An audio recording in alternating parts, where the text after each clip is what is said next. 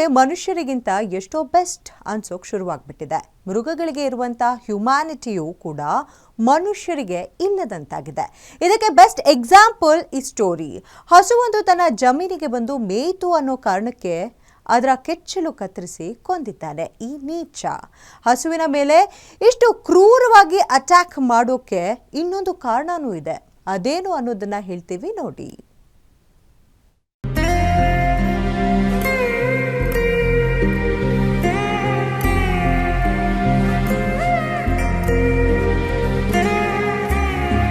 ಮನುಷ್ಯರಿಗಿಂತ ಪ್ರಾಣಿಗಳೇ ಲೇಸು. ಯಾಕಂದ್ರೆ ಕೆಲ ನೀಚ ಮನುಷ್ಯರು ಮಾನವೀಯತೆ ಮರೆತು ಅಕ್ಷರಶಃ ಮೃಗಗಳಂತೆ ವರ್ತಿಸುತ್ತಿದ್ದಾರೆ. ಮೂಕ ಪ್ರಾಣಿಗಳ ಮೇಲೆ ತನ್ನ ಕ್ರೌರ್ಯವನ್ನ ಮೆರೆದು ಅದ್ಯಾವ ಹೆಮ್ಮೆತನ ಪ್ರದರ್ಶನ ಮಾಡ್ತಾರೋ ಗೊತ್ತಿಲ್ಲ ಕೆಲ ನರರೂಪ ರಾಕ್ಷಸರು. ಇತ್ತೀಚೆಗೆ ಚಾಮರಾಜಪೇಟೆಯಲ್ಲಿ ಹಸುವಿನ ಕೆಚ್ಚಲು ಕತ್ತರಿಸಿದ ಕೇಸ್ ಎಲ್ಲರ ಕಣ್ ಒದ್ದೆಯಾಗಿಸಿತ್ತು. ಇದೀಗ ಅಂತಹದ್ದೇ ಮತ್ತೊಂದು ಹೇಯ ಕೃತ್ಯ ಸೂಲಿವಾರ್ ಗ್ರಾಮದಲ್ಲಿ ಬೆಳಕಿಗೆ ಬಂದಿದೆ.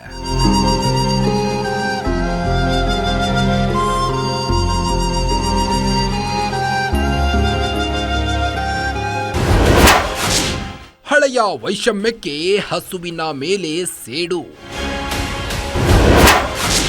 ಹಸುವಿನ ಕೆಚ್ಚಲು ಕತ್ತರಿಸಿ ಕೊಂದ ಪಾಪಿ. ಜಮೀನಿನಲ್ಲಿ ಮೇಯಲು ಬಂದ ಹಸು ಹತ್ಯೆ. ಹಸುವಿನ ಕೆಚ್ಚಲು ಕತ್ತರಿಸಿದ ನಂತರ ಸತತ 5 ಗಂಟೆಗಳ ಕಾಲ ಚಿಕಿತ್ಸೆಗೆ ಒಳಪಡಿಸಲಾಗಿದೆ. ಆದರೆ ಚಿಕಿತ್ಸೆ ಫಲಿಸದೆ ನರಳಿ ಕೊನೆಗೂ ಗೋವು ಪ್ರಾಣ ಬಿಟ್ಟಿದೆ.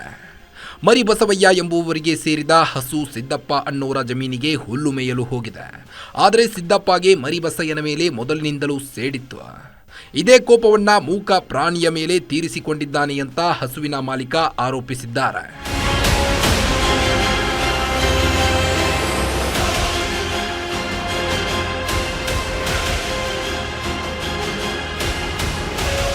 ಮರಿಬಸವಯ್ಯ ಹಾಗೂ ಗುರುಸಿದ್ದಪ್ಪ ಅವರ ಜಮೀನುಗಳು ಅಕ್ಕಪಕ್ಕದಲ್ಲಿಯೇ ಇವೆ. ಹಲವು ವರ್ಷಗಳಿಂದ ಇವರಿಬ್ಬರ ನಡುವೆ ದ್ವೇಷ ಇತ್ತಂತೆ. ಮರಿಬಸವಯ್ಯ ಸೂಲಿವಾರ್ ಗ್ರಾಮದ ಹಾಲು ಉತ್ಪಾದಕ ಸಂಘದ ಅಧ್ಯಕ್ಷನಾಗಿದ್ದಂತೆ.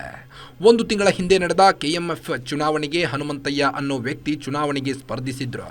ಅವರ ಆಪ್ತನೇ ಈ ಗುರುಸಿದ್ದಪ್ಪ. ಹನುಮಂತಯ್ಯನವರಿಗೆ ಮತ ಹಾಕಿಲ್ಲ ಅನ್ನೋ ದ್ವೇಷದಲ್ಲಿ ಈ ಕೃತ್ಯವನ್ನ ನಡೆಸಿರಬಹುದು ಎಂಬ ಅನುಮಾನ ಕೂಡ ವ್ಯಕ್ತವಾಗಿದೆ.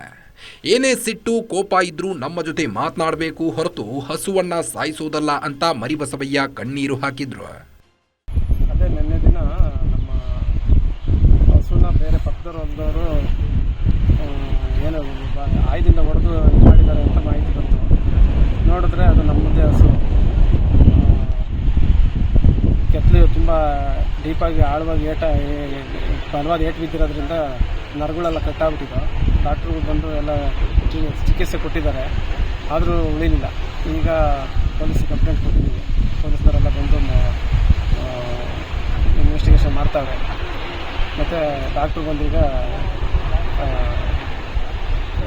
ಯಾರ ಮೇಲೆ ಅನುಮಾನ ಸರ್? ಅದೇ ಅವ್ರ ಜಮೀನು ಮಾಲೀಕರಾದ ಗುರುಸಿದ್ದಪ್ಪ ಅವ್ರ ಮೇಲೆ ನಮ್ಗೆ ಅನುಮಾನ. ಯಾಕೆ ಅವ್ರು ಅಲ್ಲೇ ಕೆಲಸ ಮಾಡ್ತಾ ಇದ್ದಿದ್ರಂತೆ, ಹಾಗಾಗಿ ಅವ್ರ ಮೇಲೆ ಅನುಮಾನ. ಘಟನಾ ಸ್ಥಳಕ್ಕೆ ತಾವರೆಕೆರೆ ಪೊಲೀಸರು ಭೇಟಿ ನೀಡಿ ಪರಿಶೀಲನೆಯನ್ನ ನಡೆಸಿದ್ದಾರೆ. ಕೃತ್ಯವನ್ನ ಯಾರು ನಡೆಸಿದ್ರು, ಯಾರ ಮೇಲೆ ಅನುಮಾನವಿದೆ ಅಂತ ಮರಿಬಸವಯ್ಯನವರಿಂದ ಮಾಹಿತಿಯನ್ನ ಪಡೆದಿದ್ದಾರೆ. ಮರಿಬಸವಯ್ಯನವರ ಜಮೀನಿನಲ್ಲಿಯೇ ಹಸುವಿನ ಅಂತ್ಯ ಸಂಸ್ಕಾರ ಮಾಡಲಾಗಿದೆ. ಈ ಕೃತ್ಯವೆಸಗಿದವರ ವಿರುದ್ಧ ಪೊಲೀಸರು ಏನ್ ಕ್ರಮ ಕೈಗೊಳ್ಳುತ್ತಾರೆ ಕಾದು ನೋಡಬೇಕಾಗಿದೆ. Charan Moodbidri, metro bureau, guarantee news, Bengaluru.